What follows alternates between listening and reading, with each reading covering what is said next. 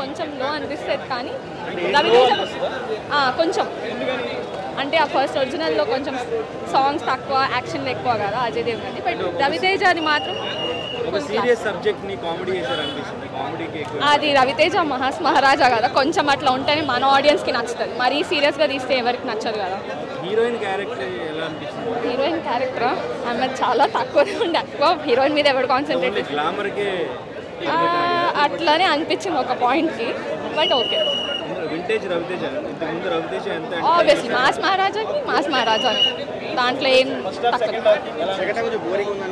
second half కొంచెం సాగదీశారు అంటే fight లాస్ట్లో ఒక పాట ఒక ఫైట్ అన్నెసెసరీ అనిపించింది బట్ ఇట్స్ ఫైన్ ఆయనది ఇంకా చెప్పాల్సిన అవసరం లేదు అందరు వీడియోలు కూడా తీసుకొని ఉంటారు